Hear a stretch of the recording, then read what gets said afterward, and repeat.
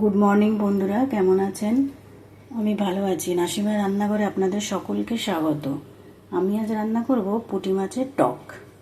এখানে আছে 200 গ্রাম পুঁটি মাছ। ভালো করে পরিষ্কার করে ধুয়ে তারপরে 1 চামচ লেবুর রস দিয়ে আবার একবার ধুয়ে নিয়েছি গন্ধ দূর করার জন্য। এবার এই মাছের মধ্যে আমি একটু লবণ আর একটু হলুদ আর একটু তেল মাছটাকে মেখে নেব। এদিকে আমি গ্যাসে কড়াই বসিয়ে সর্ষের তেল দিয়ে দেবো। আজকে আমার পুরো রান্নাটা সরষের তেলেই হবে। তেলটা যাতে না ছিটকায় তার জন্য এখানে একটু হলুদ দিয়ে দিচ্ছি। তেলটা আমার গরম হয়ে গেছে, এবার এর মধ্যে মাছগুলো দিয়ে দেবো।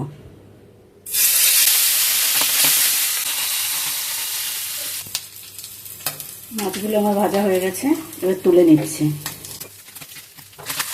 মাছগুলো আমি কড়া করে ভাজিনি, একটু হালকা করে ভেজেছি। এবার আমি আরেকটি কড়াই গ্যাসে বসিয়ে কড়াইটা গরম করতে দিচ্ছি। কড়াইটা গরম হয়ে গেছে, এর মধ্যে দিয়ে দিচ্ছি 4 টেবিল চামচ সরষের তেল। তেলটা গরম হয়ে গেছে।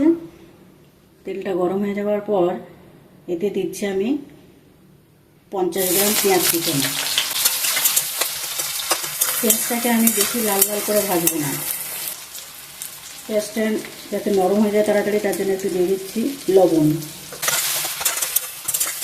পেঁয়াজটা একটু নরম হয়ে আসছে, এবার আমি এর মধ্যে দিয়ে দেবো একটা মাঝারি সাইজের আলু। এবার আমি এর মধ্যে দিয়ে দিচ্ছি 1 টেবিল চামচ আদা রসুন বাটা। আমি এখানে কাঁচা লঙ্কা বেটে রেখেছি, এটাও দিয়ে দিচ্ছি 1 টেবিল চামচ। আর দিয়ে দিচ্ছি অল্প একটু লবণ, 1 চা চামচ হলুদের গুঁড়ো।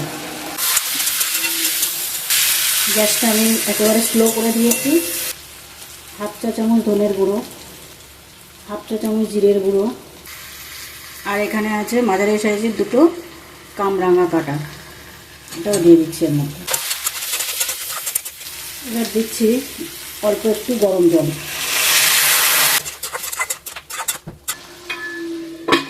ঢাকাটা চাপা দিয়ে রাখলাম একটু নরম হওয়া অবধি।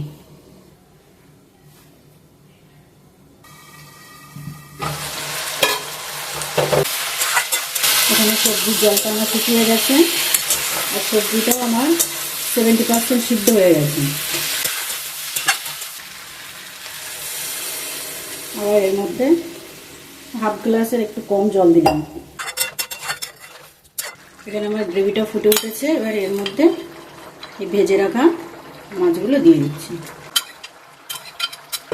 গ্রেভিটা শুকানো পর্যন্ত অপেক্ষা করব। জলটা আমার শুকিয়ে গেছে। এবার টক ঝালের ব্যালেন্স করার জন্য সামান্য একটু গুড় জলের মধ্যে গুলে নেব,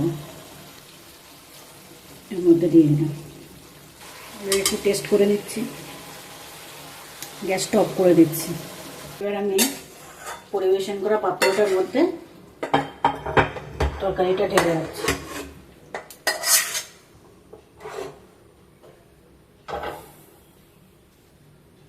এবার সব শেষে এর মধ্যে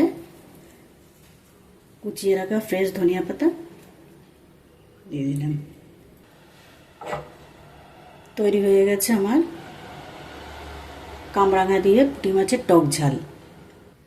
এই রান্নাটা যদি আপনাদের পছন্দ হয় তাহলে পরে আরও রান্না পেতে আমার চ্যানেলটাকে লাইক, শেয়ার ও সাবস্ক্রাইব করে দেবেন।